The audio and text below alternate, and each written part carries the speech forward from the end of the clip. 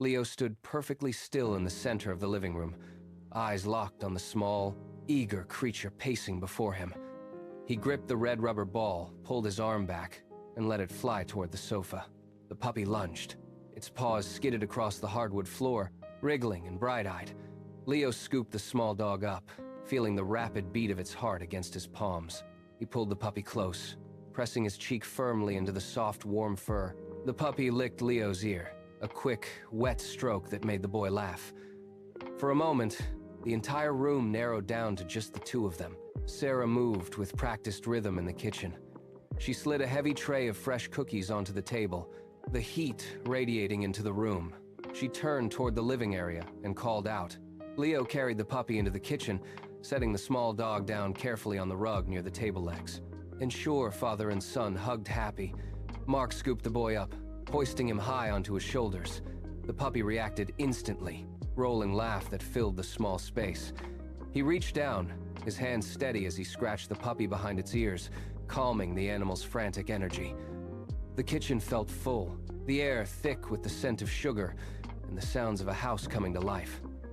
Leo gripped his father's hair, looking down at the puppy, then across at Sarah, who leaned against the counter with a smile. The family was finally gathered, the noise of the outside world locked firmly behind the door.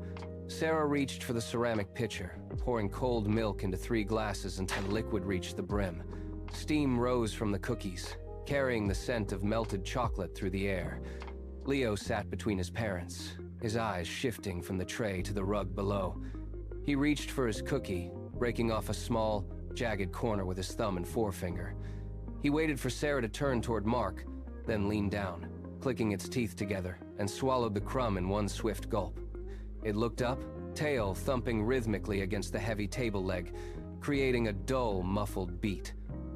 Leo pulled his hand back, resting it flat on his knee, his heart racing with the thrill of the silent exchange. He glanced at his parents, who were deep in conversation, completely unaware of the pact formed beneath the table. The puppy licked its chops. The sun retreated, sliding lower until the floorboards held only long, thin fingers of amber light. Mark rose from the table and walked toward the shelf. He pulled a heavy, worn book from the row. Leo moved quickly, crawling across the floor to nestle into his father's lap. The puppy followed, circling twice before collapsing into a tight, soft ball against Leo's stomach. Mark balanced the book on his knees, his hands steady as he turned the thick pages. The room felt smaller now, enclosed by the quiet rhythm of the turning paper. Leo rested his chin on his father's arm, his focus fixed on the illustrations. The puppy breathed in slow, deep cycles, its warmth seeping through the fabric and into the boy.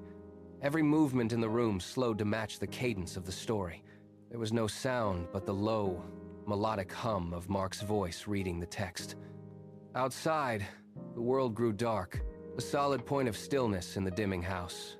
As the story pulled them closer together, Sarah reached for the switch, and the overhead light vanished, leaving the room bathed in the soft, honeyed glow of the floor lamp. The shadows lengthened, stretching across the walls until the corners of the house faded into a deep, comforting dark. Outside, the streetlights flickered to life, casting pale rectangles across the carpet, the floorboards cooling in the dim air. No one moved. The dishes remained stacked in the kitchen,